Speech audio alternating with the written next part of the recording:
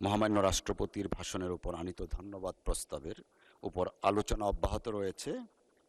এই পর্যায়ে আলোচনা অংশগ্রহণ করবেন নারায়ণগঞ্জ ৪ আসন থেকে নির্বাচিত মাননীয় সংসদ সদস্য জনাব আব্দুল্লাহ আল আমিন। জনাব আব্দুল্লাহ আল আমিন, আপনার সময় ৬ মিনিট। ধন্যবাদ। বিসমিল্লাহির রহমানির রহিম। মাননীয় স্পিকার, আপনাকে ধন্যবাদ। সেই সাথে ধন্যবাদ জানাতে চাই নারায়ণগঞ্জ ৪ তথা ফতুল্লা ও সদরের গগনগর আলীরটেক ইউনিয়নবাসীকে, যারা বিপুল ভোটে আমাকে জয়যুক্ত করে এই পার্লামেন্টে মহান সংসদে কথা বলার সুযোগ করে দিয়েছেন। সেই সাথে আরও ধন্যবাদ জানাতে চাই গণ অভ্যুত্থান থেকে গড়ে ওঠা রাজনৈতিক দল জাতীয় নাগরিক পার্টি এনসিপির সকল স্তরের নেতাকর্মীকে, যাদের অক্লান্ত পরিশ্রমে এবং সহযোগিতায় আজকে আমরা এ পর্যায়ে আসতে পেরেছি। মাননীয় স্পিকার, আমাদের যে এলাকাটি নারায়ণগঞ্জ ৪ আসন, এই আসনটি অত্যন্ত পূর্ণভূমির মতো এলাকা। শাহ ফতেউল্লাহ সিরাজির নামে নামকরণ করা হয়েছে আমাদের এলাকাটি। আমাদের এই এলাকায় মহান মুক্তিযুদ্ধ, ৫২'র ভাষা আন্দোলন, ৬৯'র গণ অভ্যুত্থান, ২৪'এর ছাত্র জনতার গণ অভ্যুত্থানে অগ্রগামী এলাকাগুলোর মধ্যে একটি এলাকা। এই এলাকার মানুষ সব সময় দেশের রাজনীতিতে, অর্থনীতিতে, দেশের যে কোনো সংগ্রামে সবার শুরুতেই অংশগ্রহণ করেছে।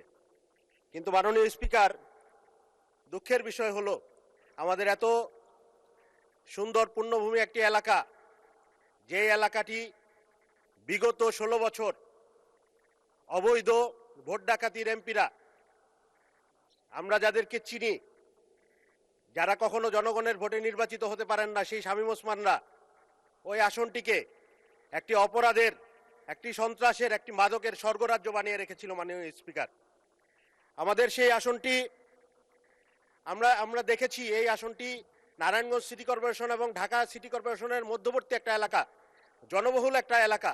প্রায় ৪৫ লক্ষাধিক মানুষ এই এলাকায় বসবাস করে। এটি একটি নগর এলাকা, অথচ এই এলাকাটি এখনো ইউনিয়ন পর্যায়ে রয়েছে। এই এলাকাটিকে সিটি কর্পোরেশনে অন্তর্ভুক্ত করার কোনো ধরনের পদক্ষেপ তারা নেয়নি। এই এলাকার নাগরিক সমস্যা সমাধানের ক্ষেত্রে কোনো ধরনের আমরা কার্যক্রম অতীতে আমরা দেখিনি। ফ্যাসিস্ট আমলের রাজনীতিবিদদের কাছে আমরা দেখেছি শুধু গুন্ডামি, আমরা দেখেছি শুধু সন্ত্রাস, আমরা দেখেছি শুধু চাঁদাবাজির স্বর্গরাজ্য, আমরা দেখেছি শুধু খুনাখুনির স্বর্গরাজ্য। আমরা দেখেছি তারা জনগণকে একটা ভীতিকর পরিস্থিতি ক্রিয়েট করে, তাদের ভাষায় খেলা হবে বলে একটা আতঙ্কিত পরিস্থিতি তৈরি করে রেখেছিলেন। অথচ এই জনগণ গণ অভ্যুত্থানের মাধ্যমে তাদেরকে খেলে দিয়েছে। মাননীয় স্পিকার, আমাদের এই অঞ্চলটি অতীতের এই সকল রাজনীতিবিদদের কারণে আমরা দেখেছি যে নাগরিক সুবিধার যেই অপ্রতুলতা, আমাদের এই অঞ্চলে যেই সুবিধাগুলো আমরা পেয়েছিলাম ওগুলো আমরা সঠিকভাবে ভোগ করতে পারিনি। যেমন আমি বলি, আমাদের এই অঞ্চলে সদর উপজেলা একটি হাসপাতাল অনুমোদিত হয়ে জনবল নিয়োগকৃত, কিন্তু হাসপাতালটি আজ অবধি কোনো দৃশ্যমান কার্যক্রম নাই। আমাদের এই আসনে একটি আন্তর্জাতিক মানের স্টেডিয়াম আছে, যে স্টেডিয়ামটিতে আন্তর্জাতিক টেস্ট ম্যাচ, ওয়ানডে ম্যাচ হয়েছে, অথচ এখন এটি জনাজীর্ণ মনে হবে যুদ্ধ বিধ্বস্ত একটি এলাকা। এটি ১২ মাস পানির নিচে নিমজ্জিত থাকে, এইরকম একটা স্টেডিয়াম আমাদের এই এলাকায়। আমরা দেখেছি আমাদের এই এলাকার জনবহুল একটা এলাকা, এবং এই এলাকায় আমরা দেখেছি মেডিকেল কলেজ, বিশ্ববিদ্যালয় পাশ হয়েছে, অথচ আমরা কোনো বাস্তবায়ন দেখিনি। আমরা শুধু দেখেছি কথার ফুলঝুরি। আমরা বিগত দিনে দেখেছি আমাদের সম্মানিত সংসদ সদস্যরা কথার ফুলঝুরি দিয়ে এই এলাকা সিঙ্গাপুর, মালয়েশিয়া বানিয়ে ফেলেছেন, অথচ এই এলাকাটিকে একটি অনুন্নত পশ্চাৎপদ জনপদে পরিণত রেখেছেন। মাননীয় স্পিকার, সেই এলাকার জনগণ একটি পরিবর্তনের লক্ষ্যে আমাকে নির্বাচিত করেছে। সেই সাথে গণ অভ্যুত্থানের আশা আকাঙ্ক্ষা ধারণ করা তরুণ প্রজন্ম আমাকে নির্বাচিত করেছে, তাদের পক্ষ হয়ে আমি কিছু কথা বলতে চাই এই মহান সংসদে।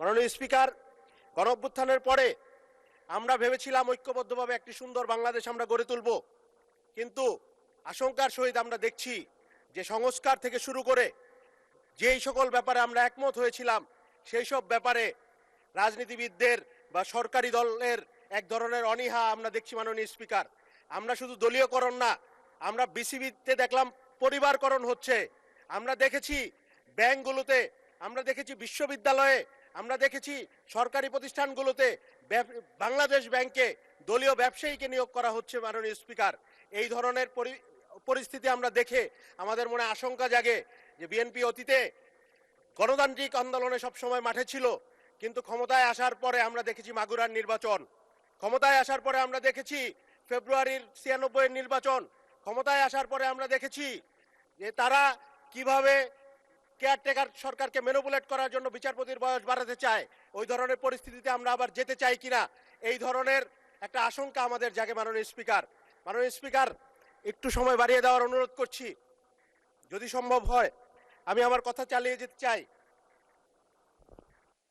মাননীয় সদস্য 1 মিনিট বৃদ্ধি করা হলো। ধন্যবাদ। স্পিকার, মাননীয় স্পিকার, আমরা দেখছি এই দেশে এখনো আইন শৃঙ্খলার অবনতি ঘটে চলছে। মাননীয় স্পিকার, আমরা দেখছি আমার নারায়ণগঞ্জে স্বেচ্ছাসেবক দলের পরিচয়ে একজনকে গুম করে হত্যা করে লাশ বেওয়ারিশ হিসেবে দাফন করা হয়েছে, অথচ তার বিরুদ্ধে আইন শৃঙ্খলা বাহিনী কোনো ব্যবস্থা নিচ্ছে না। মাননীয় স্পিকার, আমরা দেখছি এই দেশে, আমরা পার্লামেন্টে এসে দেখি এবং শুনি, আমরা দেখি যে এখানে তেলের কোনো অভাব নাই। পার্লামেন্টে তেল থাকলে কি হবে মাননীয় স্পিকার? আমরা পেট্রোল পাম্পে কোনো তেল পাই না। আমার গাড়ি 3টা 4টা পর্যন্ত, রাত পর্যন্ত পেট্রোল পাম্পে বসে থাকতে হয় 5 লিটার 6 লিটার তেল নেওয়ার জন্য। মাননীয় স্পিকার, আমরা আজকে রাষ্ট্রপতির ধন্যবাদ প্রস্তাবের উপর ভাষণ, রাষ্ট্রপতিকে দেশের জনগণ একজন মেরুদণ্ড সম্পন্ন এবং সঠিক সিদ্ধান্ত নিতে সক্ষম ব্যক্তি হিসেবে মনে করেন না, জনগণ মনে করেন না। আমি মনে করতে পারি কিনা এই মহান সংসদে আমি জানি না, সাংবিধানিকভাবে এটা মনে করা পসিবল কিনা, কিন্তু জনগণের মতের প্রতি আমি শ্রদ্ধাশীল। মাননীয় স্পিকার, আমি মনে করি। ধন্যবাদ মাননীয় সদস্য।